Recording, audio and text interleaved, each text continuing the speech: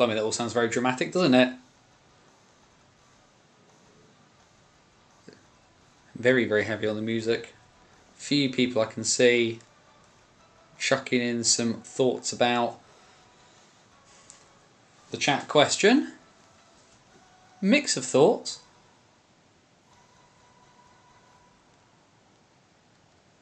Although of all the things to be allergic to, you're not allergic to a Snickers, but you are allergic to a Mars bar, which has all the same ingredients as a Snickers. Which is a bit of an odd one, but such is the way of life. We click the buttons. Hey, there we go. My hair is an absolute state. I'm old and I don't have to care anymore about how I look.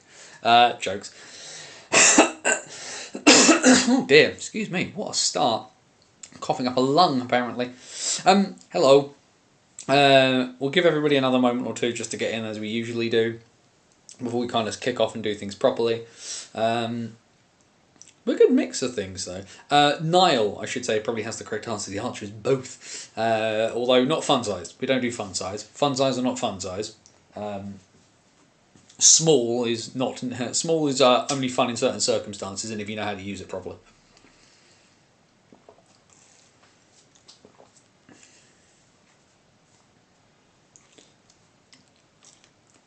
A nice easy question, I thought, rather than making people think too hard. Certainly nice and instinctive. Obviously, a bit of news to come up in a minute as well.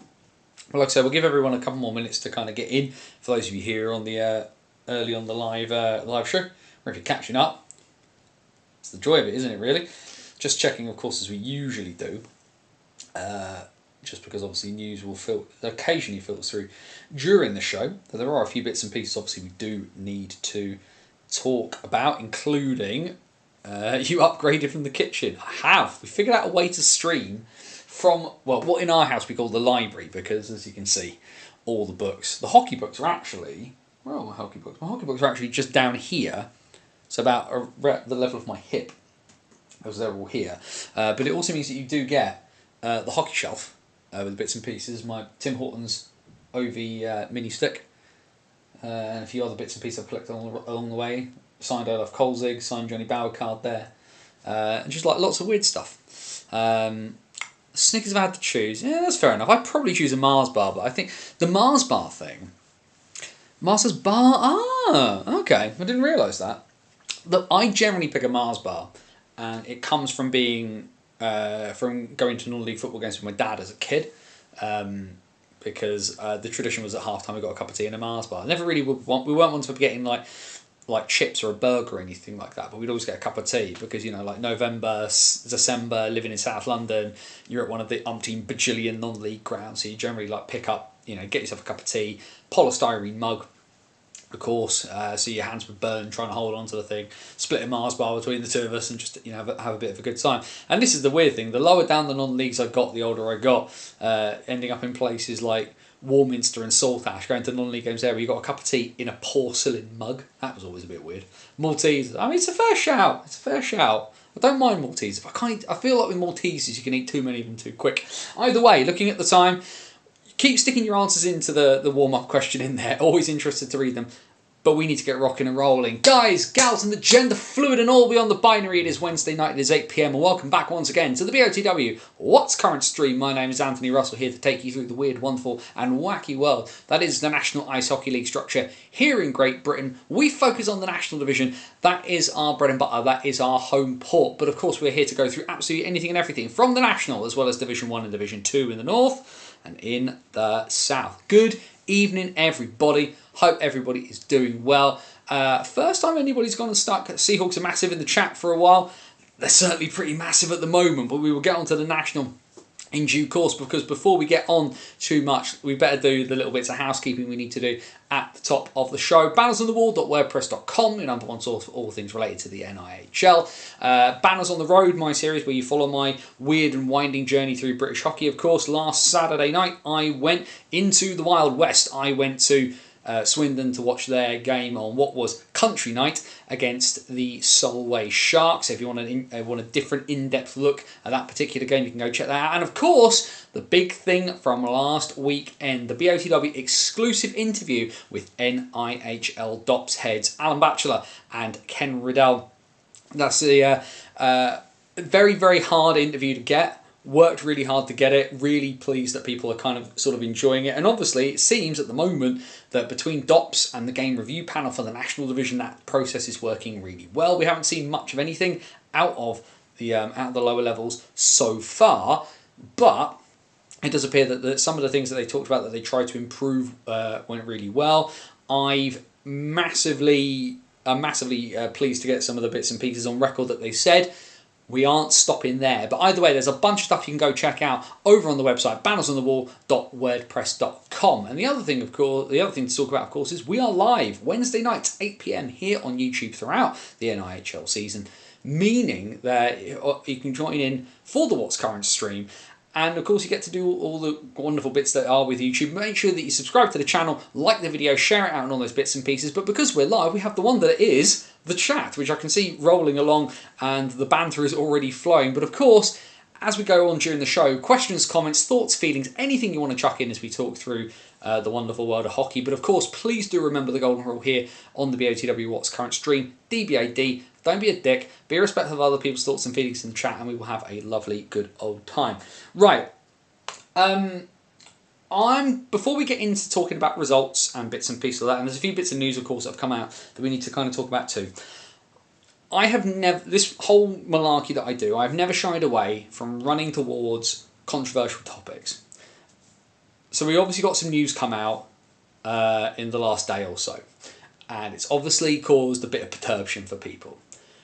So I'm going to run straight towards it. Whenever something happens, whenever I kind of put anything out through BOTW, and whenever I put bits and pieces out, I'm not a huge big person for looking at the analytics, right? I put stuff out because I enjoy making it. Writing is the passion, hockey is the prism. So I've always enjoyed writing, I've always enjoyed making stuff, being creative, it's an important thing. But I really, really wish one of these days I'd be able to put something out on my social media and get a tweet that has 17, 20, 25 retweets and over 100 likes. I'd really like that to be something that's not me telling people to just be nice to each other. I'd really like that day to come. The news coming out yesterday about the circumstances surrounding the death of Alex Graham obviously took people quite by surprise. Not just in the fact that it appeared, but in the nature of how that news was shared. Bob Westerdale is a journalist by profession.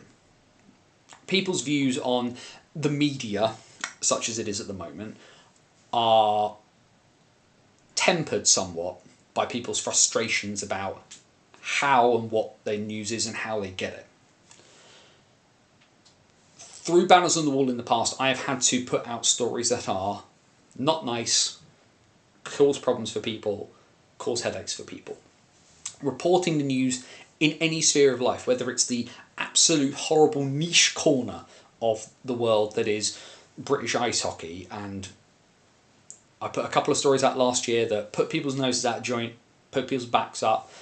The stuff I did about Sportle caused issues within the EIHA. I am aware of that. So maybe I am or maybe I'm not the best placed person to do that. Journalists have a place to report the news that you do not like to hear, that isn't pleasant, that isn't nice, that isn't important. That isn't something that you want to hear. The issue, and this is the only time I will say this, I will not say this after this fact, because I don't even like mentioning the gentleman by name. Bob Westerdale, doing his job as a journalist, wanted to report the news. That is his job. You don't have to like him, but that is his job. The issue with what Bob Westerdale did was he wrote a piece so devoid of tact, conscience, consideration and compassion that it beggars belief. Alex Graham is genuinely one of the most exciting players I have ever watched with my own two eyes. I don't live in North America, so I don't get the luxury of watching NHL week in, week out. I live here. When Basingstoke were playing Sheffield, if Alex Graham was playing, you knew something spectacular was going to happen. The kid was a joy to watch. And the thing that we're learning now is that Alex Graham was fighting a battle. And the way this news has come out has been done in such a callous way, written in such a callous way, as to frustrate everybody. And the worst bit is, there's form for it too. Now, I'm not going to sit here and say the news shouldn't be reported, because the news should be reported. The whole point of journalism is truth to power and truth for all. To let people know what is happening. There are better ways to talk about the nature of the passing of one of this country's best young ice hockey products, one of our best prospects, a guy who caused eyes to light up and smiles to beam across this country. The way that news was shared, the way that news was put out, the way that article was put together is a level of callousness that should never, ever, ever be seen in journalism. You can report bad news in a way that is not devoid of soul. Now, I'm not going to sit here and drop F-bombs about it, or or yell at people to be sacked or anything like that, because that's not my style. And I think people who watch me and have followed this stuff long enough will know that that isn't my style. But I'm starting to believe that the gentleman who wrote that piece has put himself in a position where his position is now untenable, because he cannot write about the sport, and has shown he cannot write about the sport in a way that isn't deliberately upsetting, because he does not appear to know any other way of how to do that. I have met better journalists. I've spoken to better journalists today in an attempt to try and order my thoughts before I said this bit, because I wanted to run towards it head on. You know me. It's never been a dodgy topic I didn't want to talk about, because I felt it was important to say the things out loud that sometimes we're all feeling. The really important thing tonight is I hope Alex Graham's parents are okay. And I hope that people have heard how this happened. If you need help, please go get help. I ain't going to sit here and pretend to be anybody's therapist or counsellor or anything like that. But I beg of you, if you get to that point where you realise that you do need the help, please go get the help. I say at the end of every show, be happy, and if you can't be happy, be safe. If you're in that position where some of your behaviours are causing a problem where you are starting to not be safe, come back, please. We would all much rather have you here. And if you're worried about somebody, go check in on them. And again, British hockey dealing with the effects of a gut punch that we didn't really want.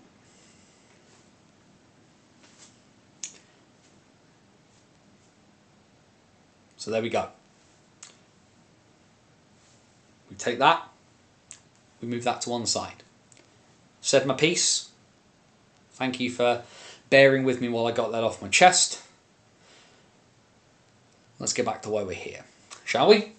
Because there is hockey news to talk about, and actually news today, news in the last 24 hours, if nothing else, that we do need to talk about. One piece from the National and one piece from South One. If we look to the National, news out of the Bees, which is that they have a new member of the coaching staff, and well, he just can't stay away, can he? Off the ice, but the retirement sort of didn't quite last long enough. Dan Weller-Evans, former Bees netminder, of course, former long-time member of the Basingstoke Bison, won the South 2 playoffs last year in his final playing season as a member of the Basingstoke Buffalo, has joined the coaching staff of the Berkshire Bees primarily to kind of do a bit of stuff to do with sort of in-stat and video reviewing, but also to work with Max Wright and Brett Shepherd, which is interesting.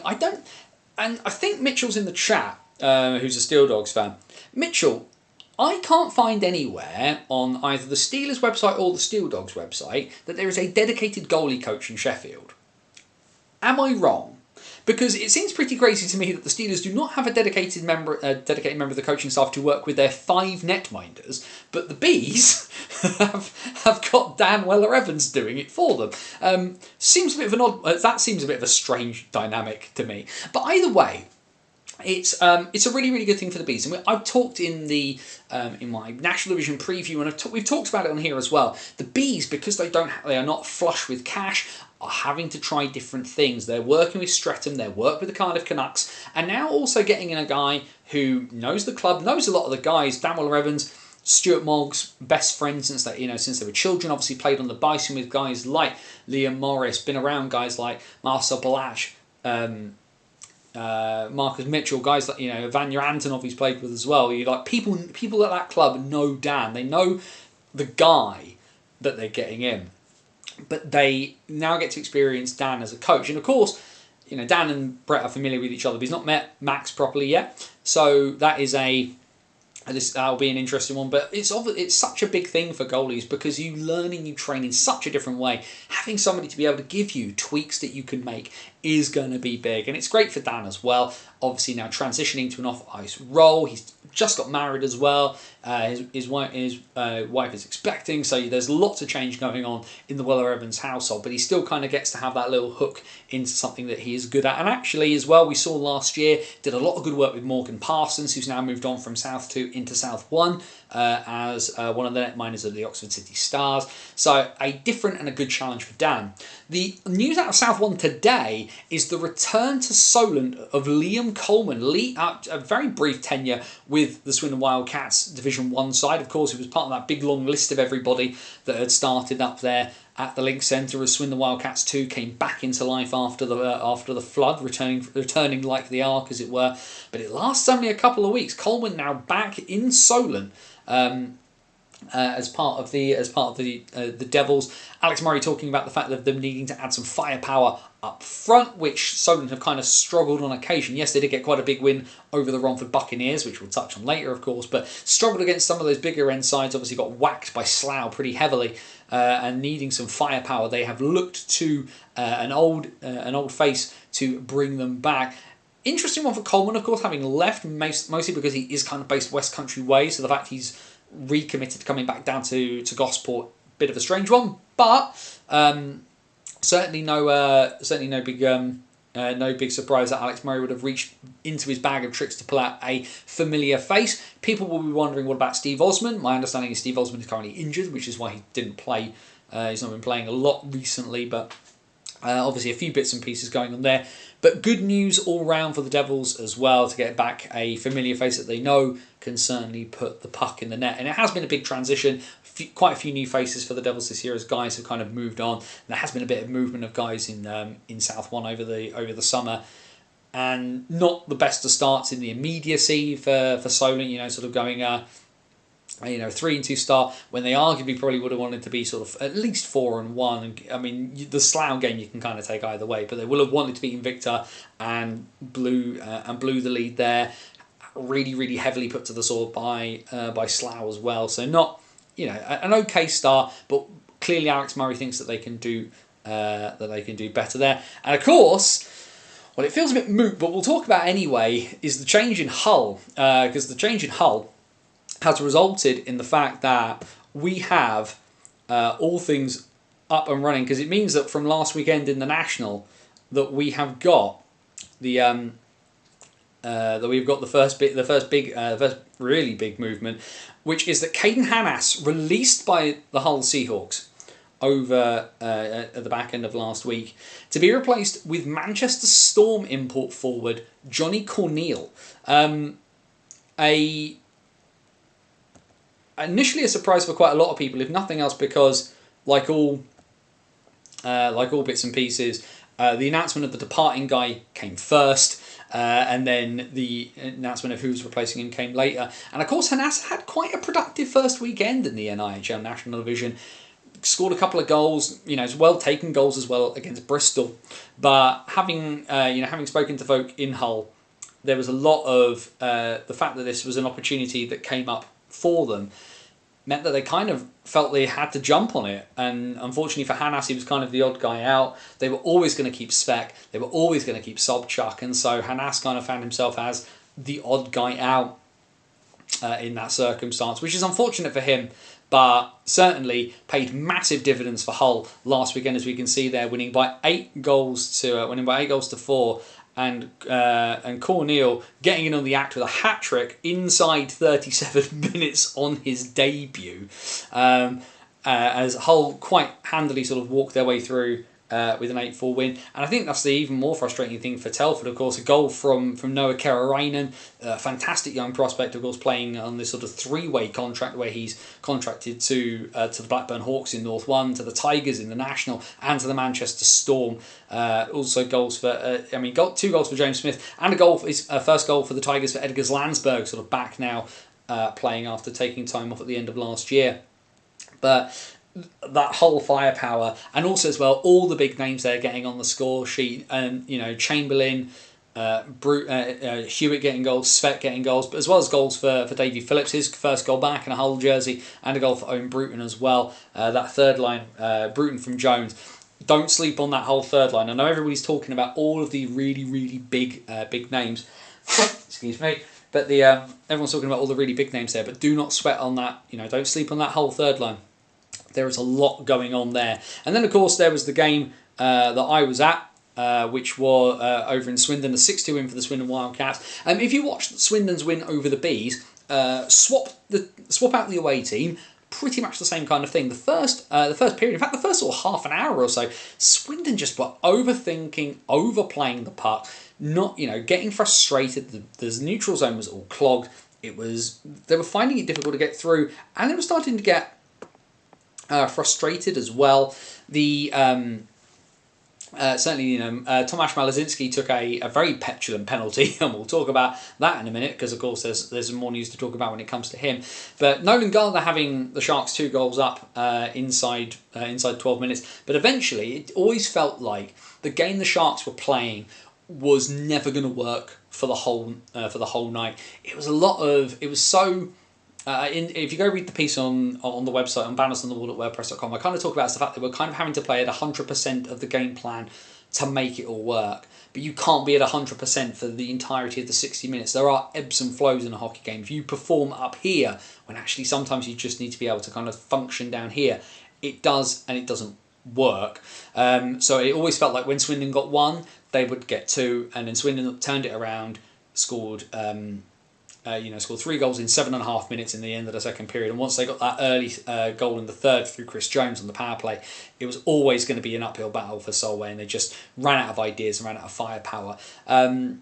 All the big names that you wanted to notice for Swindon kind of were noticeable, and all the guys you didn't want to notice, you didn't notice. Whereas Dunbar very quiet on the night, even though he got an assist. Alderson quite quiet on the night, even though he got an assist. Callie Robertson quiet on the night, even though he was rushing around quite a lot. Whereas Aaron Nell scored an even-handed goal, a power play goal, a short-handed goal, and an empty net goal into the bargain. That's how that one goes on that one. Swindon deserve credit for being patient, but ultimately, they sort of waited it out and blew them away. But Swindon are going to need to get off to a better start, if nothing else, because on this upcoming weekend they do, of course, have one of this lot, which is the Leeds Knights. Bristol, again, having a bit of a tough time of it. A 7-0 win for the league champions, and a return to the ice for Kieran Brown after dealing with the effects of a concussion. A hat-trick for the Knights captain on his return to the ice, as well as 2 goals for Matt Barron and goals for Matt Howlett and Ethan Hare. No Tommy Napier this past weekend for the Pitbulls, suffering from an injury, as we could see, as the Knights send in Harrison Walker, and Harrison Walker gets his first shutout of the season, so congrats to him on that. Bit of a strange one, that one from the Pitbulls, because telling people that you're going to be transparent, but then only telling them about the things after they've happened, feels a bit strange, because if Napier wasn't going to play, tell people on Friday that he's game time decisions both days, and you can kind of see how that goes. But that is on that one. The game that a lot of people were looking at for Saturday evening was at the Thunderdome, and well, the Dogs had to come from behind a couple of times and showed a good bit of character to do so. But ultimately, it's the MK Lightning. Ross Venus with the shootout winner keeps the extra point at the Thunderdome. Lightning, 2-0 and 3-1. 4-1 to the good at one stage before the Dogs sort of pulled themselves back into it. Walker Summer getting the late tying goal from off a feed from Jonathan Phillips. But yeah, in the shootout, I mean, people talk about it being a lottery. It is and it isn't, because you still have to actually do something. It's not penalty shots in hockey and not like penalty shots in football. In my opinion, so there is a skill element to it that I think sometimes goes underappreciated, even though I know we'd all much rather they just play overtime infinitely until somebody scores. But either way, Ross Venus with the winner, and the Lightning steal the extra point off of the Steel Dogs. And then the last game from Saturday, a close fought battle of the import netminders in Breton between the Peterborough Phantoms and the Berkshire Bees. 4-3, the Phantoms win at Cameron, but this one also goes to the shootout. Cameron Huff, I'm still being told this is Huff, and I can see Kev's in the chat. He's a Phantoms fan, so hopefully he'll be able to correct me on this one. But goals for the Phantoms from Nathan Salem, Yanni Larkinen and Jarvis Hunt in regulation. Will Stead, Vanya Antonov, and then that Dom Gabai power play goal in the 56th minute, tying the game up and getting the Bees a point, if nothing else, to start bits and get them on the board. But the shootout winner goes to Peterborough, and they will keep the extra point. And then we get into Sunday. Keep this in your brain, because we're about to go down there. The Bristol Pitbulls, through 4 games, have conceded 30 goals. They're not bottom, because Telford don't have a point, Bees have 1, and the Bristol Pitbulls have their first win of the season as they beat the Sheffield Steel Dogs in Sheffield. An impressive performance in there from Tyler Della Bertouche, deputising for Tommy Napier, and just what a pretty solid battle. Dogs 2-0 and 3-1 up in this game. Elmeri Helfors on the power play, Morgan Kloppis are making it 2-0 before Bailey Harewood got a goal back. Sam Tremblay making it 3-1 just after the half-hour mark. But then goals from Mason Lipsey, Ewan Hill, and a power play goal from Bailey Harewood, followed up by Nick Price firing into the empty net on the buzzer. Massive, massive result for the Pitbulls. People have rightfully been criticising the Pitbulls' level of performance because, like I say, 30 goals in 4 games to concede is not sustainable in any way, shape or form. And the fact that people were, and unsurprisingly, quite a lot of people were poking quite a lot of fun at Sheffield off the basis of this result. It's a very long season, and ultimately, if this is the last game Bristol win for 3 months, it's going to be a bit of a funny one still. But the certainly a tough result to kind of scratch your head. But I think the thing people kind of forget about this as well is that this Steel Dogs team, a lot of it is still quite new to playing together, and everything not quite working in the way it needed to. Shouldn't be a surprise. And a big thing for Barry McKenzie here as well, to get a win, and not just get a win against a team that a lot of people are favouring to kind of make a lot of noise in this division this season. So congrats to the Pitbulls. They've got to find a way to be defensively better. A lot of talk that Napier will be back this coming weekend to play. We will obviously see, but we've seen from this past weekend, facing the better part of sort of 80, 90 shots, Tyler Della Bertouche can hold the net if and when he needs to. So, but yeah, congrats to the Pitbulls. For the Dogs, they're going to have to go back to the drawing board for the time being. Hull, however, keep the, as we said, somebody in the chat said, Hull are massive. Well, they are certainly top of the table at the moment. A 4-3 shootout win for the Seahawks over the Solway Sharks up in Scotland. Again, with Solway, it feels like Solway are on the cusp of being able to do something really big. Don't forget the Michigan. Doesn't matter when you don't win, Mitchell. It feels like Solway are kind of like, they just need to figure something out to kind of click through the next gear and really, really challenge teams. And I don't know whether that's getting a guy in to add a slightly different dimension, or just being able to be a bit defensively more savvy. But the Sharks are picking up points. Like, fair play to them for picking up another point here. A lot of people wouldn't have fancied them to get anything against Hull, but a late equaliser from that man again, Nolan Gardner. Another 2 goals on the night for him. 4 goals on the weekend for him. He's the Sharks' top goal scorer through the opening weekends of the season, and a goal from John Dunbar as well, where I talked about the fact that we needed some of the other names on Saturday for Solway to kind of turn up and do well, but all the big names kind of getting in on the act for Hull. Goals from Bobby Chamberlain, Lee Bonner, and Jason Hewitt, and then the shootout winner coming. Sobchak gets the winner, I believe it was 2-1 in the shootout in that one. And then, well, a lot of people were wondering what Romford were going to be able to do this season, and the answer is Adam Leishram Hockey seems to be producing results, because despite a little bit of a late scare, a late Yanni Lackinen power play goal kind of causing a few problems for the Raiders, but they've beaten Swindon at home, and they've now beaten Peterborough at home as well, 4-3. The unlikely game-winning goal coming from Sean Barry, but then again, when you're part running the team and part own it, you may as well get in on the action and kind of make sure that you're showing showing some of the money. I can see there as well, John Crow's put in the chat, yes, a couple of the young lads from Slough. I don't believe Jack Goodchild played, but certainly both Moore brothers were in on the action. Got some good minutes and didn't look out of place, which is the thing I've said really, is that I understand why they want to play in Slough for a coach they know.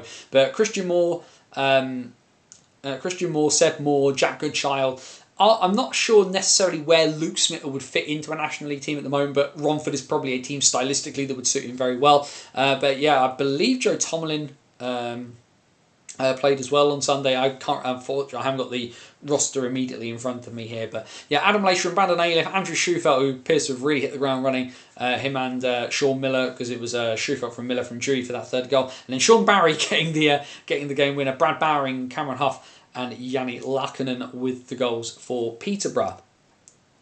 The Knights, a lot of people said that Telford were the better team in this one, but the champions are champions for a reason, and good teams find a way. Telford bottom of the table at the moment, no points through the opening 2 weekends of the season, but signs of promise in their performance here. Goals from Devon Skaleski, goal from Zach Yokoyama, Scott McKenzie scoring, always a big thing here. But yeah, the fourth 4-4 at the sort of the 27-minute mark. Game finally poised, but this is the problem of a team like Leeds, is that you can pull out a guy like Matt Bissonnette to put you in a commanding position. Bissonnette then as well with the empty net goal to finish off this game. The Knights are the Knights. They remain undefeated in league play so far. And then the last game from the weekend. Over in Berkshire, and some interest here in the fact that we are potentially going to see Tomasz Malazinski, the game review panel reviewing his high hit on Vanya Antonov, and that's been referred to DOP, so it'll be really interesting to see whether Malazinski ends up sitting any time. But it's the Wildcats who end up with a 3-1 win. There's some controversy in this one as well, as Dom Goodbye does get the puck into the net, but the goal ends up being called back and washed off for a high stick.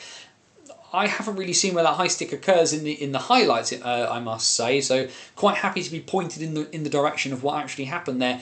But then Swindon managed to get themselves that 3rd goal through Glenn Billing, and yeah, the Wildcats they're managing to kind of hang on. The Malazinski hit wasn't in the highlights. Probably because of the fact that it's being reviewed. Marcel Balash with the very, very scrappy goal to get the Bees on the board. Ed Bradley, Ballin, Pocodzi, and as I said, Glenn Billing with the goals for the Cats. Which then leads us into the fixtures for this upcoming weekend, and some pretty big ones. Like I say, the first Nell Classico of 24-25. Between Swindon and Leeds down in the southwest, and then Saturday, where you'll find me, I will be at Slough for the Berkshire Bees and the MK Lightning. Because I wanted to get early season looks at a couple of teams, Solway and MK. So taking the opportunity to go and go and see MK.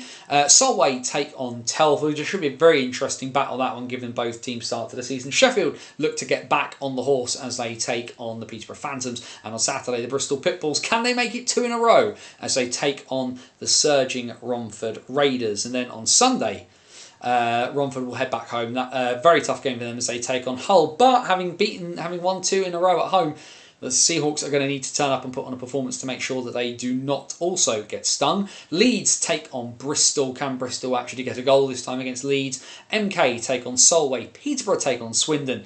And 6:30 p.m. on a Sunday in Telford, you know where it's going to be. It's going to be the Telford Tigers and the Berkshire Bees.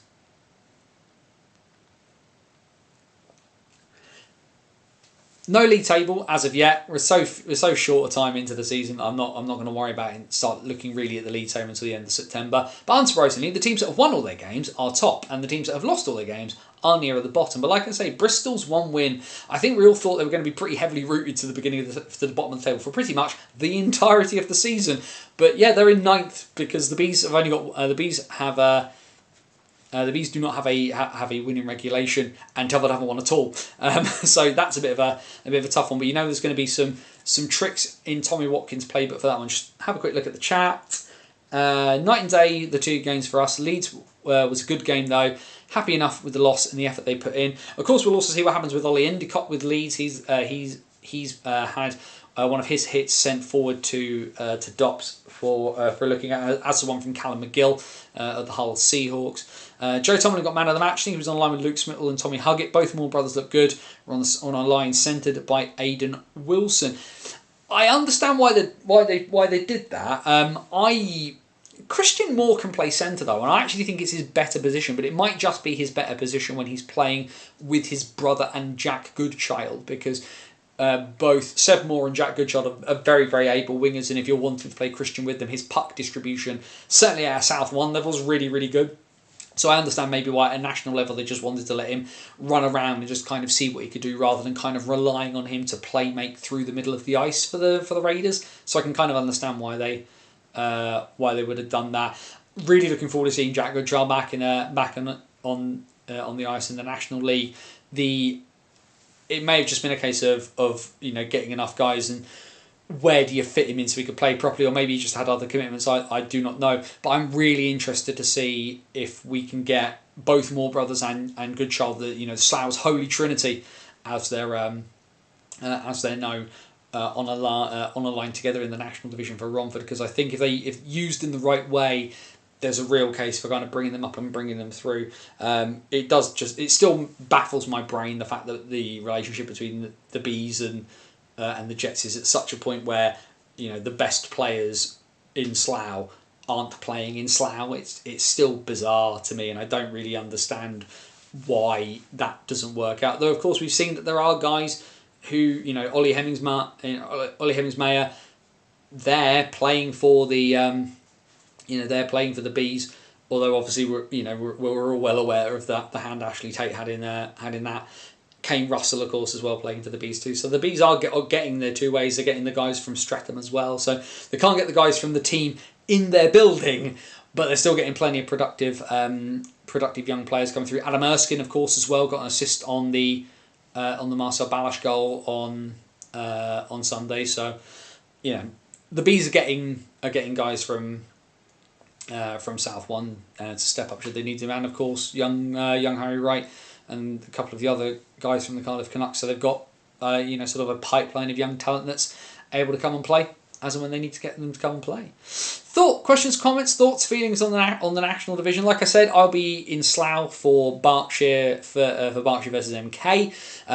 First trip to Slough of the year. I need to actually find a time to go and watch the Jets. I haven't got a Jets game down on my list, mostly because at the moment my certainly the next 2 weeks I'm in Slough on Saturday for Bees Lightning, because like I said, I want to get a look at the Lightning early this year, because I didn't get to see them until very late on, much later on than I would have liked to in 23-24. So getting the opportunity to see them in the first month of the season, augmented from last year, getting to see Spadafor on D was a really interesting prospect for me. So I kind of wanted to do that. But then the weekend after that, Derby hockey.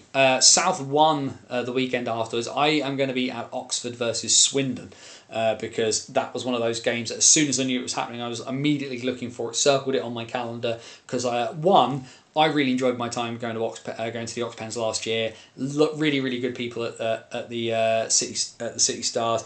Obviously, a really, really tough start to the season for them, but Oxford versus Swindon, and if you don't watch football, Oxford and Swindon is a rivalry, and I wanted to see that play out in hockey terms as well. Obviously, a lot of guys who played at Oxford last year, and even Shannon Taylor, who coached the City Stars last year, is assistant coach to Ken Forshy this season.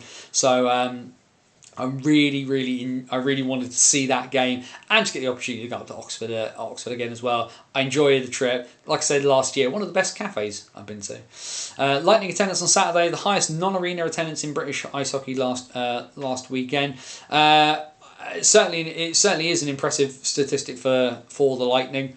The fact that there were more people at a national division game than there were at Elite League games, so good for them on that one. Having seen Swindon twice, do you feel we look better defensively this season? As a Cats fan, I feel our defence has been our biggest strength so far.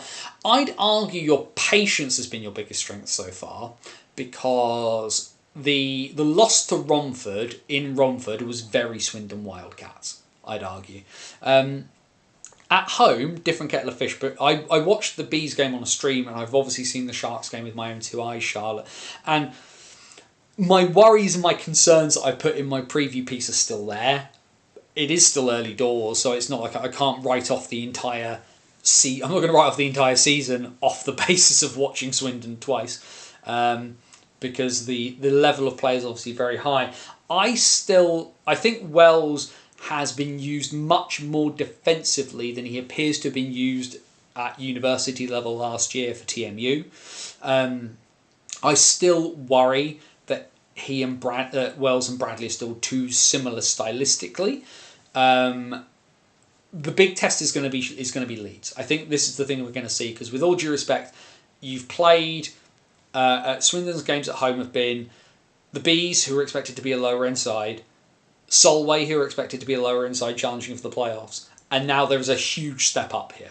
That is a big step up, and it's a tough weekend as well. Leeds at home, Peterborough away is a bit of a sort of grit your teeth and suck air through your teeth kind of. This looks tougher than their other weekends they've had so far, and that's with all due respect to to the Bees, to the Sharks, and also like Romford gave them a bit of a kick, so it'll be I think this is a big weekend for Swindon to kind of really get a bit more of a barometer of where they're going to be. But like I say, my worry from a defensive standpoint is that the Romford game reminded me a lot of Swindon of the last couple of years. In a game that they really could have powered through and blown away, they didn't, and had a defensive lapse and kind of did a silly thing. Because let's be honest here, in that position, shouldn't have lost that game. I think this weekend will tell us all about Swindon. Two very tough fixtures. Agree, Jamie? Yeah. Like I said, I'm very interested to see the Lightning on Saturday myself. Should be an interesting season. Anyone can beat anyone. Hopefully a good season for the Seahawks. Niall, if they keep up this pace, they are going to be an absolute problem for everybody. All things considered. So we await to see what happens. Matty Davies pulling the trigger really early on making a change. So the fact that he went and did it, really, really big, really impressive. But very Matty Davies. I think we'd all probably say, those of us who've watched Hull the last couple of years, never a guy scared to make a big decision or make the call on a guy when he needed to. Either way, we need to hit some buttons because we've got hockey to talk about in the other division. So we're just going to start in North One. So of course, lots of bits and pieces. Remember that the bits and pieces you're seeing on the screen, these are your box scores that you're able to download from the wonderful Joe Scutts at NIHLstats.wordpress.com. Doesn't do these bits and pieces for the national because, of course, the national division has its brand new shiny website. You've seen the graphics that I clipped and put up on the thing here. But Joe makes these things for people to kind of read and download for both Division 1 and Division 2 North and south, which means you get these sort of fantastic things. So for you stats nerds, you really get to see some fantastic bits, including stuff, of course, like this, seeing how many assists a guy's got, how many goals a guy's got on the season, and where that kind of marks off as they go along. I now need to press buttons, so this is all gonna work. But as we can see, Whitley Warriors, of course, had a bit of an off year last year, but a good start to the season for them. Their third win on the bounce as they won by 5-3 away in Sheffield against the Shimmonsars. Shims leading this one at the end of the first period by 2-1, which was a little bit of a surprise. But then that quality took over. A late goal from Christian Pelling, kind of putting the Shimmonsars in touching distance, but not quite enough to get them all the way back in. The Warriors take the points on that one, as we can see. Matt Croyle, 5 goals and 46 shots. Ryan Wardell with 3 on 28, which of course is going to be the big thing for the Shims. They do need to put shots on goal.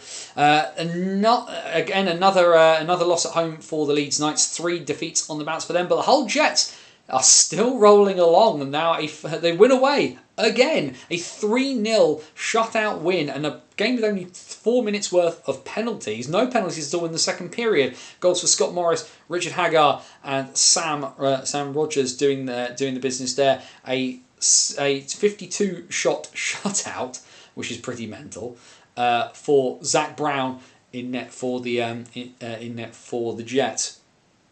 Dan Norton with 3 goals on the 28 shots. And then, Blackburn have definitely not had the start to the season that they wanted. There's the side that a lot of people thought was going to be doing a lot of damage and challenging for the title. They lose 5-3 at home to the Nottingham Lions, and everybody was treated very much to the Alex Rushby show. A 4-goal performance, including the empty netter at the end. From Rushby, the other goal coming, unsurprisingly, from Alish Padalecki. But the Hawks 3-2 to the good in the 35th minute, and then just an absolute breakout of offence there. As Birchnell, that doesn't make sense. I can't count. Apologies. Fourth goal of the season. There we go, and a hat trick from Alex Rushby. I can count. I can definitely count, everybody. But either way, the Lions get the win there. A big team victory there for the Lions that they will obviously appreciate. I was chatting to Joe Scutts about this. Isaac Ballinger wears 18 and plays in goal. Is that weird to anybody else? Because it's weird to me. Not as weird as one that you'll see in a bit. That one I saw, and I was genuinely, positively a little bit cross about. By the way, 3 goals and 38 shots for Ballinger. 4 for 23 on Ben Keddy. Not a good night on the back end for the Hawks. By the way, into Sunday, and another win for the Jets. They win by 7-4 at home against the Shimmonsars.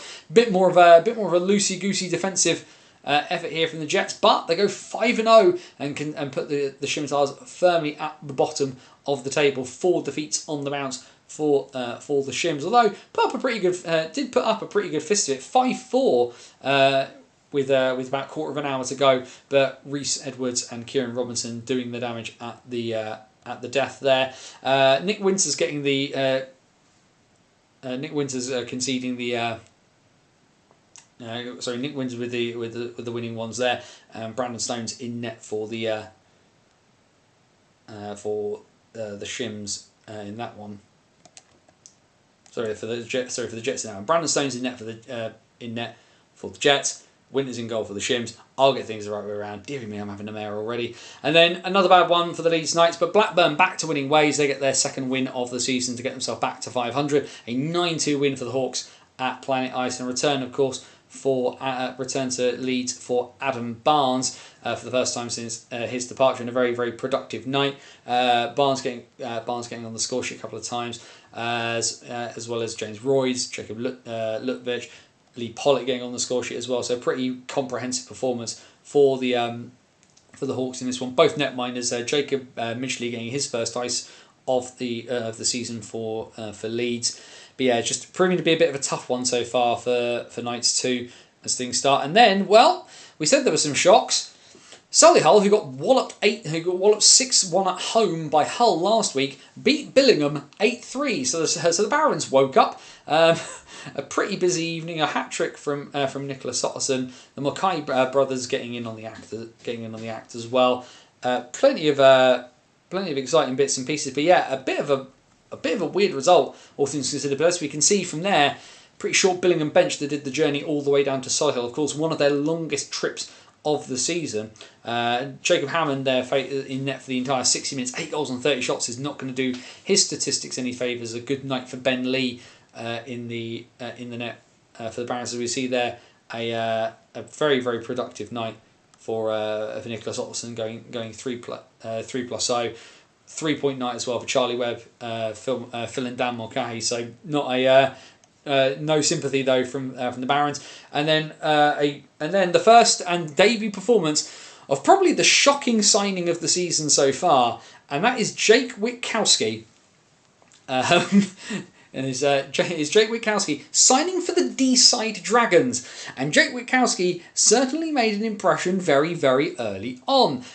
Given the fact that the Dragons won by 7 goals to 2, Witkowski had 3 assists before the end of the first period. Then got himself a hat trick, a 6-point night in a 7-2 win against what is quite a young, inexperienced Widnes side that was also, again, as you can see, a bit short on the bench, all things considered. But Jake Witkowski in North 1 is insane. Ross Kennedy with a 5-point night into the bargain, as well as Jakub Hayek getting 4 points on the evening. We will see potentially any bits and pieces, because there was a fight at the end of the third period between Damani James and Alex Parry. So fighting late on is probably going to get those guys suspended, as well as they checked ahead by Jared Knowles. They got a game misconduct, so potentially some issues heading the way of Widnes. A pretty only Widnes as well, only managing 16 shots through 60 minutes, not ideal at all. Either way, North 1 then with the fixtures for this upcoming weekend, just the one game on Saturday at the bizarre time of 3:20 in the afternoon, but it is the big derby in North 1, Sheffield Schimmers and Nottingham Lions. And then on Sunday, as we can see, Whitley versus the early pace setters, the Hull Jets. Billingham look to get back to winning ways against Sheffield. Widnes versus Leeds, which could be a very interesting titles to the bottom of the table when it comes towards playoff spots. And Blackburn versus Solihull could be the sleeper game of the weekend across the entirety of the NIHL.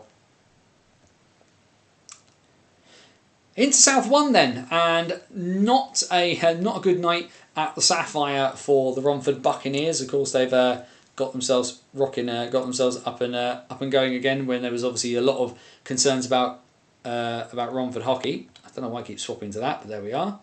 But yes, the Invicta Dynamos with a pretty comprehensive win against the Buccaneers. And a Buccaneers side as well, that it should be said, has now added Juraj Huska, that 2-year ban reduced down to 1 year for good behaviour. And a Romford side that also added TJ Anderson for the evening, which was a bit of a strange one according to this. But such is but this was obviously Saturday and the Raiders didn't have a game, so they chucked him in because they could. But yeah, pretty one side of the fair all in all.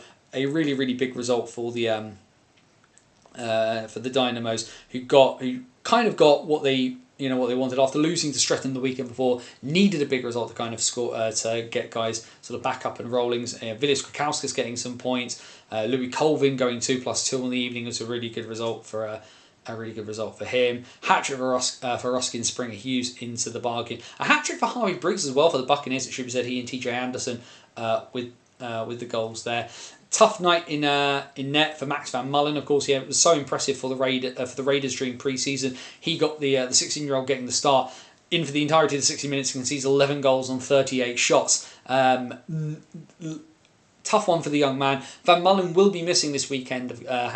He is otherwise indisposed with some personal bits and pieces this weekend. He's fine. Max has obviously done the graphics for there. He's okay. It's a pre-planned thing, so he will not be around this weekend.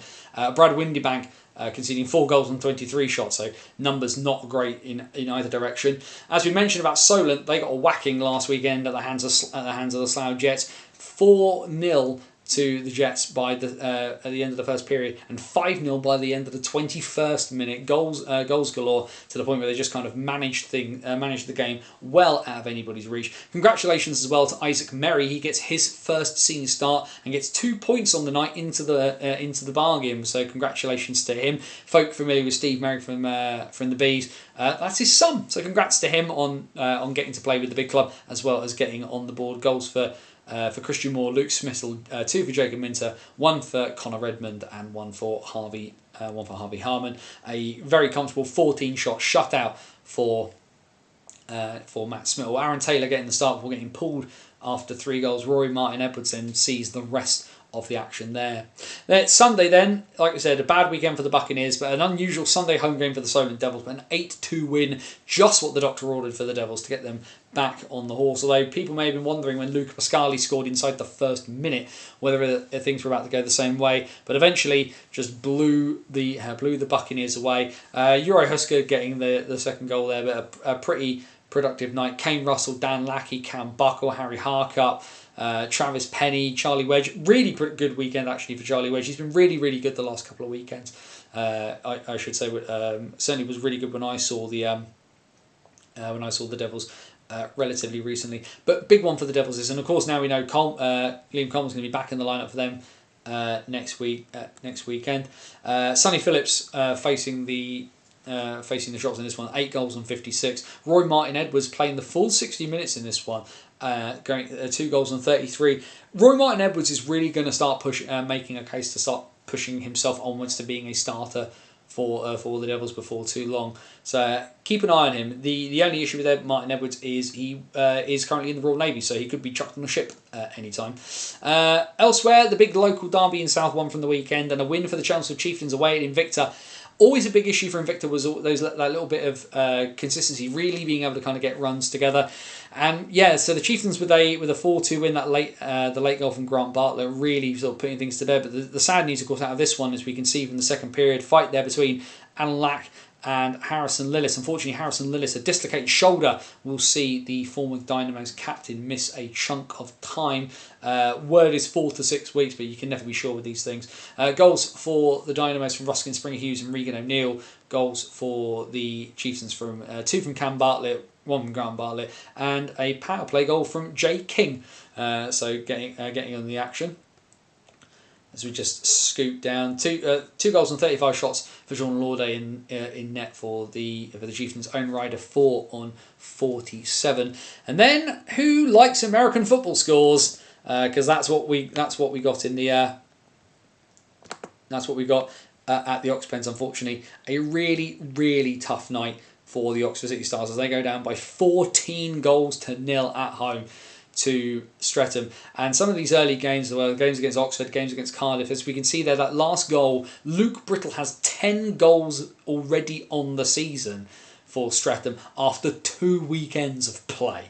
That is insane. And he scored 4 goals. He scored 5 goals in this game.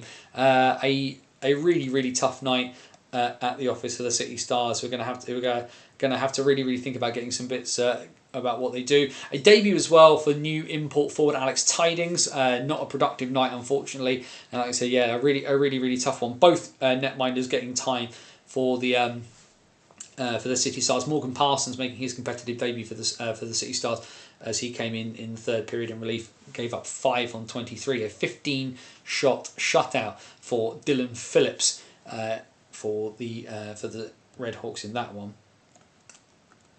And then the Swindon Wildcats getting themselves a second win of the season in what turned out to be, at any rate, Liam Coleman's last game for the Cats. Another decent performance from the MK Thunder. A first goal of the season in Thunder colours for Teo Sire, who's on a 2-way with the Guildford Phoenix. Like I said, between Sire and Vigar, I'm very impressed with both of those guys. I'm really interested to see what they can do. And as well as a first goal for Alistair Barrow on the season, but a pretty, in the end, Swindon just easing their way over the line when it came to that one, getting themselves the points. So of course they now have to wonder what they would do without the talents of Liam Coleman up front. A 3.9 for him, a 4.9 for Jay Warren. as well. MK, they're just going to keep plugging along. 4 goals and 47 shots for Craig Bradfield, a pretty respectable performance. 2 on 32 for Ben Clark-Leach.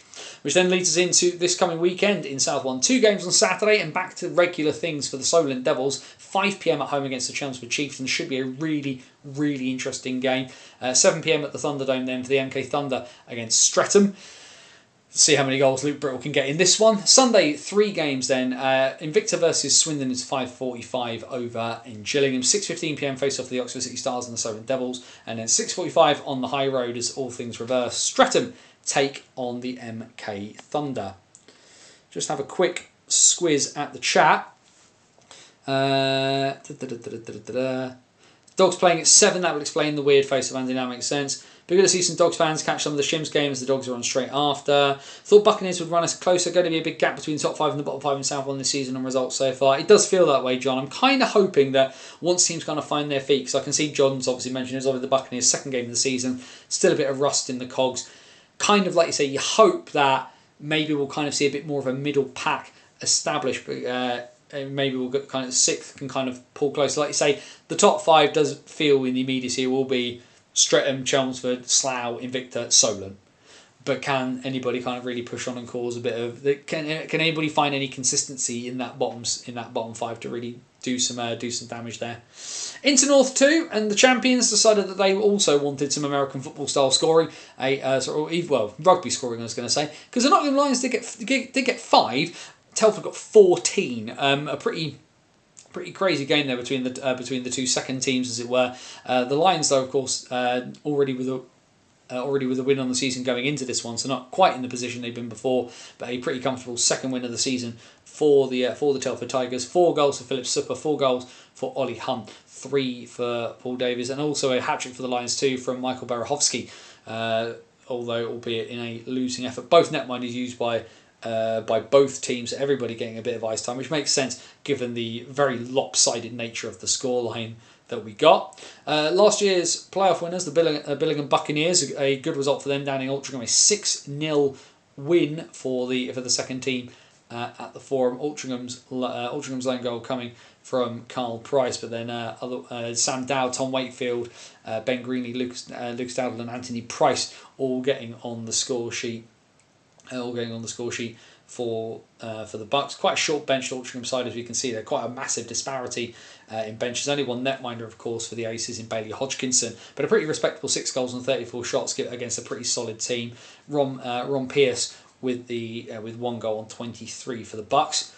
Another very lopsided score in in this one, but a pretty convincing solid win for the Coventry Blaze as the D-side Ducks back in action, but getting pretty handily dispatched, getting their only goal with just under 7 minutes to play. Michael Spear with the lone goal for the Ducks, but the Blaze, who surprised a few people last year. Is this another year for them where they can maybe push on, really mount a title challenge to kind of challenge Telford and Sutton?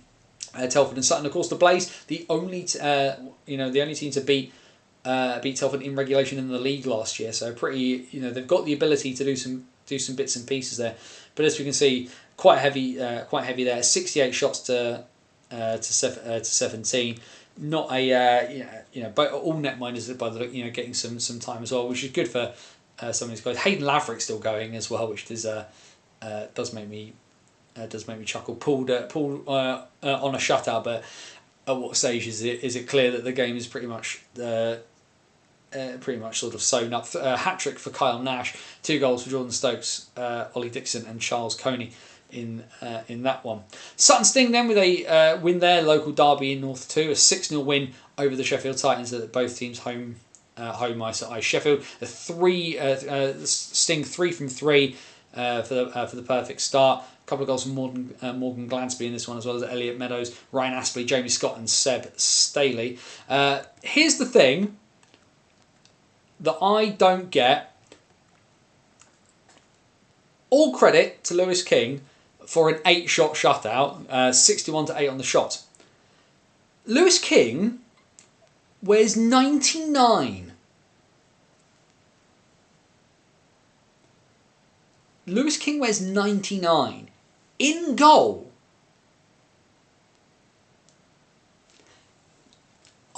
That feels a bit weird. That feels very weird.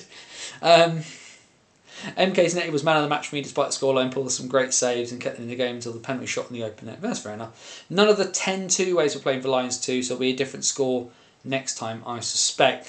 I mean, this is the thing though for Lions 2, they've got to be able to perform without all of those guys there as well. And I mean, certainly, if you turn up for the Tigers 2 game, you got your value for money, I suppose, didn't you? But yeah, not only are you wearing 99, you're a goalie wearing 99, and that's weird.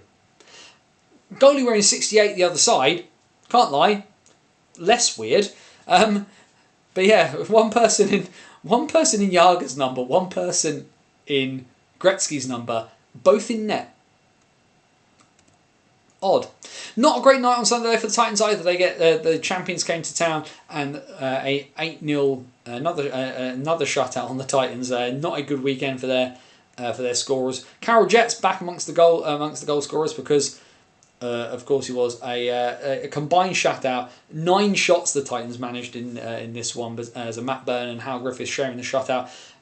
Hayden Oates concedes 8 goals on 64 shots. So pretty respectable, all things considered in that one, as the Tigers continue to march on. And then, well, one of the games that could have been a big, again, quite a big sort of sleeper surprise game, and a big one considering the fact that how close Sutton got to trophies last year and couldn't get over the line, and Billingham sort of stealing the playoff title from under everybody's nose. But the Sting win 2-0 at the Forum, a really tight, really closely fought game that was going to have been a great advert for North 2 hockey. Adam Brooks-Smith and Elliot Meadows with the 2 goals. Sting 2-0 up actually in the 21st minute, and then having to hold on all the way through. A really impressive 39-shot shutout again for Lewis King. It's still weird. You wear 99 and you're a goalie. I don't get it. Chris Outhwaite for the Bucks concedes 2 on 41. So as we can see, a really even game, and the Sting again though just showing their quality. Bradford Bulldogs, who have actually put up highlights of this game. They kind requested the Bulldogs to slightly amend the volume, the main volume on those things, because everything's incredibly loud no matter what volume you watch that at. But another win for the Coventry Blaze, a really big weekend of goals for the Blaze. They win by 7 goals to 3 over the Bradford Bulldogs. The Blaze 6-0 to the good before Bradford sort of came to life. Goals from Lucas Vince, Tom Mardell. Tom Mardell was with 2. At least putting a bit more respectability on the scoreline. But again, another big win for the NIHL Blaze. Both netminders getting some time for the Blaze. Jacob Lowndes in the Bradford net faces all 63 shots and concedes 7. And then the Nottingham Lions 2 have got another win. They've won by 11 goals to 2 against the Kingston Sharks. Usually it's the Lions. What a seesaw weekend for the Nottingham Lions, having been on the end of 14 goals one night and then winning by scoring 11 at home. Pretty, talk about sort of a polar opposite kind of weekend there. Not a great one there for the Sharks. As we can see here, the Sharks took 13 minor penalties in the third. So that was what I was talking about. This is what I was talking about, just sort of a bizarre statistic. I was chatting to Joe Scutts and I were chatting about this because he mentioned it to me when he was putting together these things. I cannot remember the teams getting a lot of penalty minutes in a period happens, but it's usually because like a load of fights are broken out, guys are thrown out, 5s, 20s, 25s back in the old days and those kind of things. I do not remember the last time I saw a team took 13 minor penalties in a period. Like 13 minor penalties in a period. Also as well, take into account the fact that that Nottingham had 10 minutes of minors themselves. There were 36 minutes of minor penalties handed out in a 20-minute period of hockey. That is pretty weird, and I genuinely cannot remember the last time. I can see, Karen, that you said the 2 ways were some of the 2s are back in, as you can see. Toby, both Fisher boys in there as well. One of the Rushbys in there as well. Harry Rushby picking up 31 minutes of penalties. So hell of an evening for him. Both Sharks netminders seeing some time. Joe Nolan takes the full 60 minutes for the Nottingham Lions. 2 on 22 for him. But yeah, a night to forget for our friends from the world's most versatile arena. Either way, the fixtures in North 2 this upcoming weekend on Saturday. Just the 2 games. Kingston will look to rebound as they take on the Deeside Ducks. 2 sides at the end of some pretty heavy whackings. And then, well, again, another big sleeper game here for across the entire NIHL at the Sky Dome. Saturday evening, 6:30. Coventry and Natural plays against Sutton Sting. This one could be really, really big when it comes towards the end of the season and title implications. Sunday then, Sutton at home against Billingham. Can they repeat their 2-0 win? Could they be coming off the back of a healthy win against the NIHL players? We'll find out. The Deeside Ducks against the Sheffield Titans, 2 teams without any victories. Meeting at 5 o'clock at Deeside. 5:30 in Bradford for the Bulldogs against Telford Tigers 2, and then 5:45 at Altrincham for the Aces and the Nottingham Lions 2. Which then leaves us with 1 league left to go, South 2, and yep, we're starting there. They came really close against Haringey at Alexandra Palace. The Lee Valley Lions are off the mark for 24-25. They nearly threw it away. They were 6-2 to the good. And as we can see, 3 goals inside the last 2 minutes nearly saw the Lions choke on this one. But they hold on in the end. A 6-5 victory for the Lee Valley Lions over the Oxford Rising Stars. Of course, that Oxford Rising Stars team that's kind of been bolstered by a lot of guys that played for the City Stars last year who chose to step down into and have that lower commitment guy. You know, as we can see, Josh Oliver's there, Theo Bundock is there, all these guys who played. A natural hat-trick for Matt Ganas, the Canadian import for the Lions. As we've seen as well, the Lions streaming their games now, so you could have bought this one and watched it for $4.99.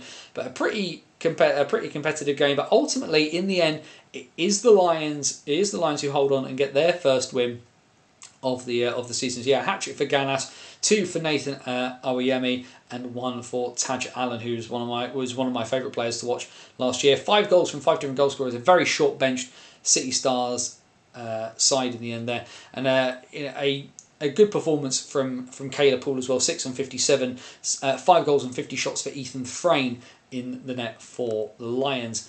The other game was, we obviously had Invicta versus Chelmsford at Div 1. We have it in Div 2 as well, but this time Invicta come out on the good side of it. A 4-0 shutout win in the Eddie Joseph Memorial Cup for the Chelmsford Warriors. Was that game a cup game as well? No, that was League and Cup, and this was the additional Eddie Joseph Memorial Cup. This 14 competition being played in memory of the Eddie Joseph, of course, a stalwart of hockey at Lee Valley. But yes, a pretty comfortable win there for the Mustangs. Brett Gutbridge, Sam Oliver, Aaron Ferris, and Anthony Baskerville with the goals in that one. Heath Prentice with the 16-shot shutout. Alexei Kolklov is how I'm going to pronounce that one. 4 goals on 59 for him in that one. And then there it was, the first ever game. I interviewed Trevor Hendricks back in June as the Cardiff Canucks were starting to germinate as a thing. What were they going to, what was going to happen with them? And of course, it's not 3 points, it's only 2. But the Cardiff Canucks in their debut game get their debut win. Cardiff going ahead through Jack Whiting getting the team's first ever goal, and a late equaliser inside the last 3 minutes from Sully Taylor to take the things to extras. But Alfie Stone is the person with the first ever game-winning goal in Cardiff Canucks history, as a close-fought game in that derby down in the southwest. Harry Thomas is the netminder of note for the first ever win, 1 goal on 37 shots. Aaron Burton, who backed up the national team Pitbulls on the Saturday, 2 goals on 34 shots. So both netminders with some pretty impressive performances in there as well. Good to see some kind of familiar names. Mackenzie Parsons, who played for the Buffalo last year, has landed with Pitbulls too, I noticed, and the Canucks having those young guys, Ian Germany Tirado, who's on a 2-way with the Bees, as is Harry Thomas. Good to see Max Berbrea out on the ice as well as Victor Langseth, who's been these sort of older guys brought in to be to be that sort of veteran presence. Along with Joe Morris as well, the captain of the first ever captain of the Canucks. So, but congratulations to Trevor Hendricks and his team on their first ever win. And then we have, oh boy, not a bit of a weird start for the Haringey Huskies. Obviously, just eking past Lee Valley, and then a pretty comprehensive 5-1 win. The Nathan Pollard Show back again, a 4-goal performance from the player coach for Phantoms 2. Connor Smith with the lone goal for the Huskies there, but the Phantoms just too strong for this one. And it was, though interestingly, that says Rory Martin Edwards played for Peterborough. I'm not sure that's right. Either way, David Ride with 5 goals on 35 shots. I'm pretty certain that it will have been Luke Clark playing in net for the Phantoms too, coming back to haunt his old team on that one. And then we have the fixtures for this upcoming weekend in South too. Haringey back to Alexandra Palace in the Eddie Joseph Memorial Cup. This time no league action for this one, but it's the Huskies and the Lions doing battle again. 6:15 at the Ox Pens on Saturday, the Rising Stars and the Cardiff Canucks. Can Cardiff make it 2-2? And then the other game in the Eddie Joseph Memorial Cup on Saturday, the Peterborough Phantoms 2 against the Invicta Mustangs. The Lee Valley and Invicta will then meet on Sunday at Lee Valley, but that is a league game, no cup connotations there. And the Chelmsford Warriors take on the Bristol Pitbulls. That is a 6 p.m. face-off at the Riverside.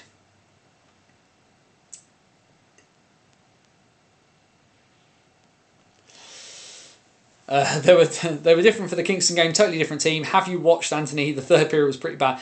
I caught bits on the Sunday just whilst I was doing other bits and pieces, but yeah, it was a bit crazy. That Rising Stars bench is short, yes.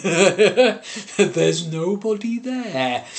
All the more impressive, I think, in that case from the Rising Stars, the fact that they were able to really cause some a bit of headache. Definitely though, worth going back and watching the Lee Valley bits and pieces that they're putting out. This new media stuff that they've got looks very impressive, and in fact the coach even sort of saying, actually that's on me. I changed up lines late to give guys some extra ice time, and it's almost cost us the game. That's on me for doing that, kind of thing. But yeah, a huge, good.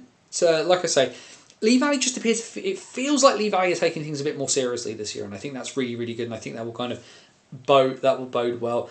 I still struggle to see in the immediacy where some of their wins will come from. I think if Lee Valley can get themselves to 5 wins on the season, I think that's measurable progress. Lee Valley aren't winning the title. I think we all know that one. It feels like it's going to be Guildford, it's going to be Peterborough, Haringey when they get going are going to be problematic as well. Bristol, what are Cardiff going to do? It's hard to see Lee Valley kind of pushing themselves into that upper echelon in South too. But yeah, credit to the Rising Stars, really short bench and just almost made them pay. So we're interesting to see Rising Stars at home this weekend, of course, against Cardiff. What will that look like where guys aren't having to drag themselves from Oxford across to North London, where they can go and just play in the home rink? Will they be our short benched? I suppose we'll see come Saturday evening when all the bits and pieces come in. Either way, we have done it. We've gone through the entire lot. A bit more of a sort of a longer look this week, but we've gone through all 5 divisions of the NIHL. National 1 and 2, North and South. You know what that means, ladies and gentlemen. The door is open. Anything anyone wants to talk about, questions, comments, thoughts and feelings, stick stuff in the chat. Let's have a sort of chat through. 99 is reserved for 1 player and 1 player only. Yeah, it's so, and on a goalie too. Like it just feels a bit strange. I get why somebody would want to, why some guys wear 68. A lot of guys, particularly Czech guys as well, or fans of Jager. Jager wears 68, of course, because that was the year of revolution in what was Czechoslovakia at the time. So, yeah, strange. Really, really strange. I'm looking forward to getting to Slough on Saturday, like I say. Interested to see the Bees with my own eyes. Interested to see the Lightning with my own eyes. If nothing else from the Bees perspective, I want to see what guys are kind of guys are rotated in. Of course, I won't have any of their Streatham players because Streatham are playing. I laughed at the highlight media. Maybe filming the locker room after the game. They need a permanent bleeper. The best bit was they bleeped it and then put stars in the subtitles. And in one of them, they didn't bleep it and left the word in, which was pretty mad. Andrew, brilliant. Thank you very much. First weekend of the WNIHL Elite from last weekend. Guildford losing by 7-1 at home to Solihull. And then on Sunday, Whitley beating Kingston by 7-3, and Streatham winning by 1-0. Bad weekend for the Guildford Lightning there, who Andrew and I saw last season. Queen Bee Saitoon players today. Yuek Ting Lau, who is a Hong Kong international, I believe, and Leah Fla. Queen Bee's first game of the season is Saturday against Streatham. yeah, certainly that'd be an interesting one. Queen Bees, having watched them last year with Andrew, are frightening. They were frightening. It was I mean, we talk about men against boys. It was women against girls. Queen Bees versus the Lightning. But fair play to the Lightning for sort of sticking away at it. Although being 8 goals conceded, 1 scored in 2 games is not the start to the season you will have been looking for. But it's a long season, a lot of time to go. We can kind of see see how those bits and pieces are going to go on that one. There's a lot of hockey to be played, a lot of time still left, so we don't need to worry there. But yeah, I'm pretty certain I read somewhere that Yuek Tinglao is a Hong Kong international, which will be a very interesting one to see. I'm trying to think who's the other. There's another Hong Kong international looking around. Jordan Ho at Peterborough Phantoms 2 played double IHF international games for Hong Kong. I'm pretty certain of. Just going to quickly grab the phone, just because we're going to see if there's any other news anywhere else happening that we've missed.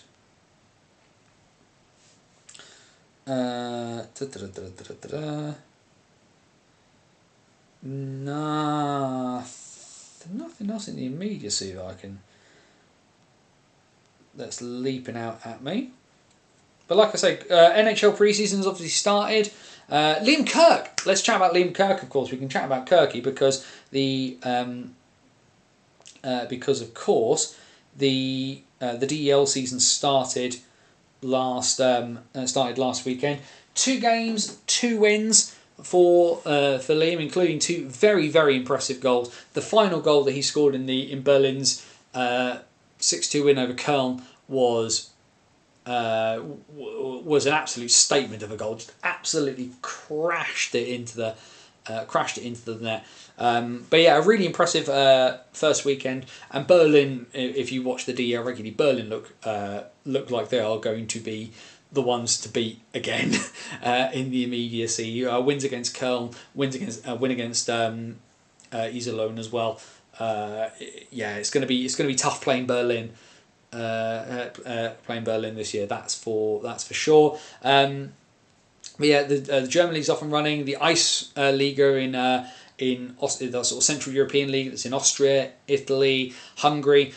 Which, if you haven't checked it out yet, Euro Hockey Hub, which is Mark, who does bits and pieces as well with 4,000 and counting. He's done a video. He's based in Vienna. He's done a video about sort of an explainer about the Ice League, as it were. So if you're interested in that kind of thing, do go check it out.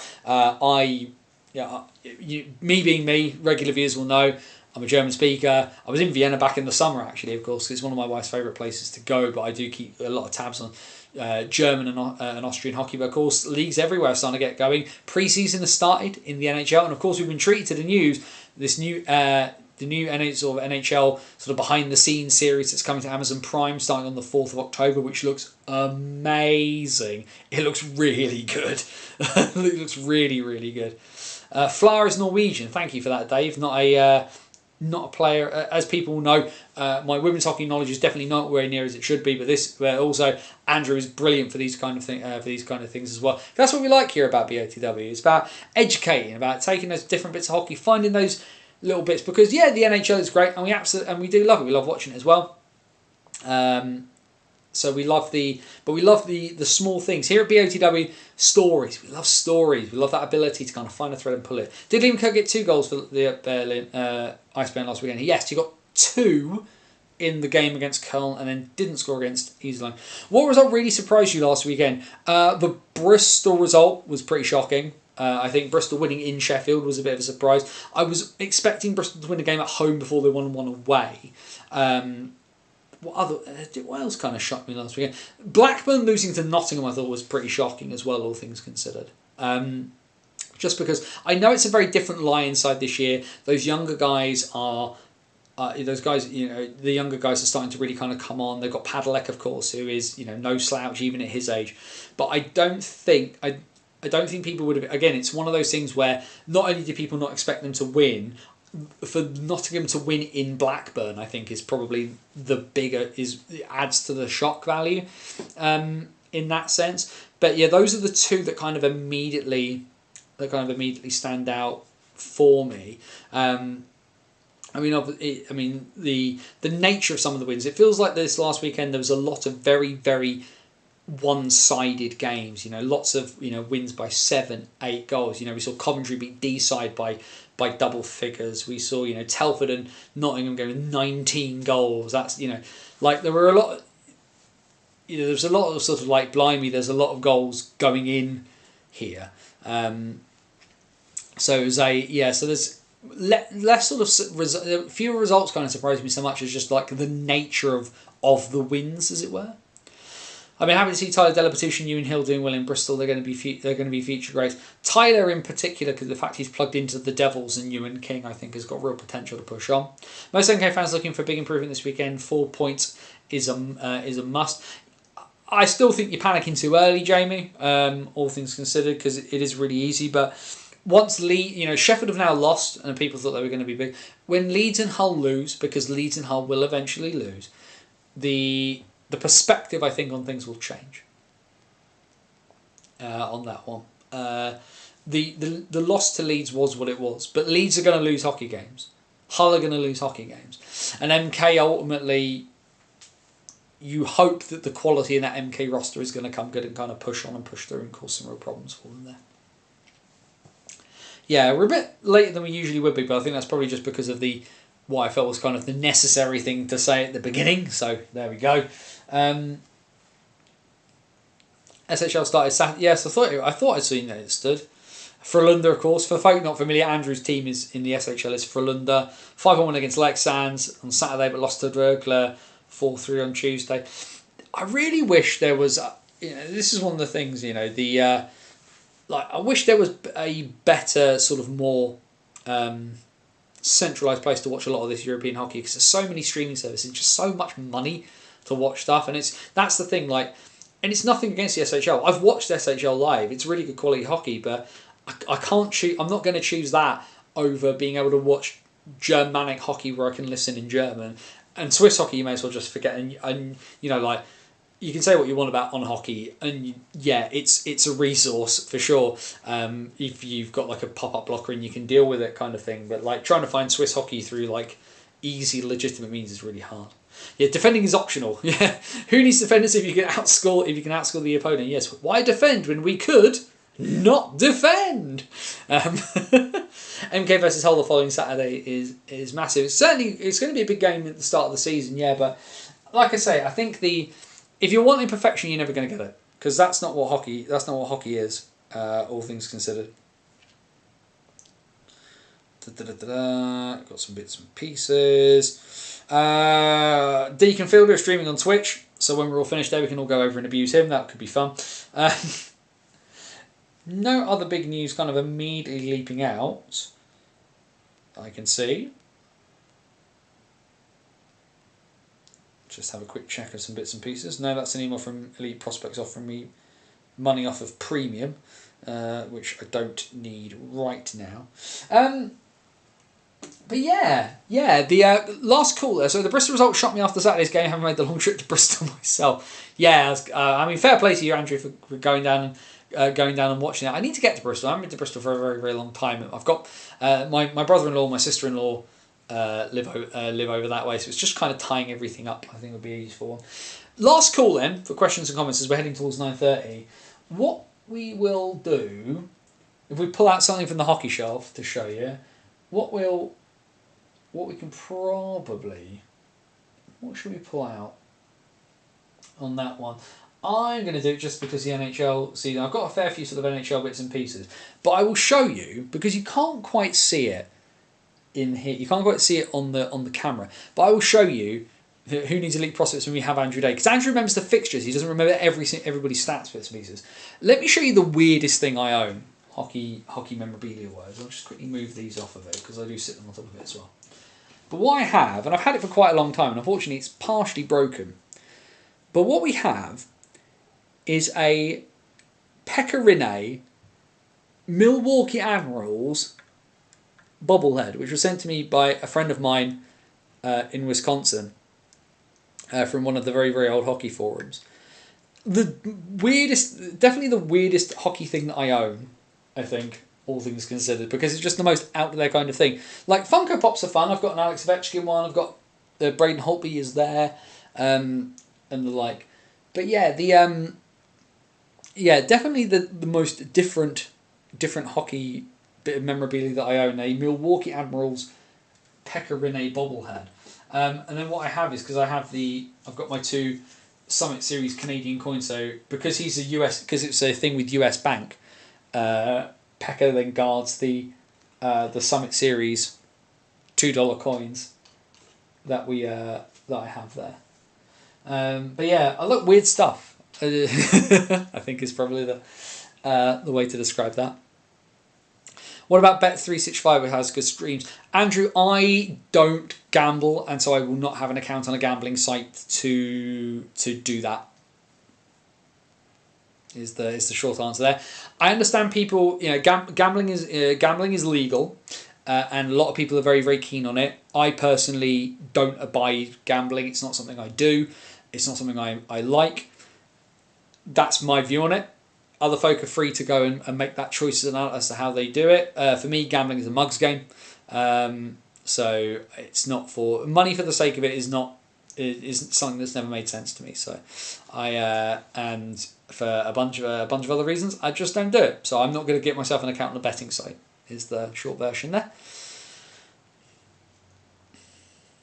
But yeah, so yeah, I mean, like a lot of people do that, and that's absolutely fine if that's what you want to do. If you can square that circle in your head, go ahead. I don't, so I'm not going to. Is what it is. I don't bet for money. Either way, it's 9:30, which means we probably need to kind of think about getting things to a close. So what we will do then, as it's 9:30 and I've got stuff to do before tomorrow, is call it there. Bannersonthewall.wordpress.com, your #1 source for all things related to the NHL. Continue to follow my weird journey through British hockey via the Banners on the Road series. Like I said, last weekend in Swindon, so that right up from Swindon versus Solway is up on the website. And then next week will be Berkshire Bees, the newly renamed Berkshire Bees, of course, against the MK Lightning, as well as our Hockey Story series, long form pieces that go from the 19th century to the present day, behind the Iron Curtain, into war, and beyond. The latest piece, of course, my exclusive chat with Alan Batchelor and Ken Riddell, the heads of NIHL DOPS. If you're enjoying that, please do share it out. Like it's like the algorithm hamster is hard to get sort of fighting at times, but it's a really, really big, important conversation, and people have demanded that transparency from DOPS. That's the thing I'm trying to bring you here at BOTW, is those big interviews with the movers and shakers of British hockey. The old BOTW podcast is there. Dice Hockey, our free to download tabletop game that you can download. Like I said, it's for free. If you do download it and you enjoy it, please consider chucking some money towards Parkinson's UK, because my dad has Parkinson's and it sucks, and it'd be really good to get money towards research and a cure. But there's tons of stuff, 13 and a bit years worth of stuff that you can check out over on the website, bannersonthewall.wordpress.com. Facebook.com/bannersonthewall if you like things through your Facebook feed, as I know some people do. Head over to the page, like that. Everything that goes on the website, all the links to streams and new videos and stuff like that, all of that will go through Facebook too. Twitter, X, whatever we're calling it today, is @BannersOTW. That's the best place to keep up with me and my kind of rolling commentary about British and world hockey. And occasionally the odd bit that doesn't make the website will go on there as well. But the joy of YouTube is that if you go down there into the comment section, all of the links to my socials are down there, including the link to our virtual busking hat, buymeacoffee.com/BOTW.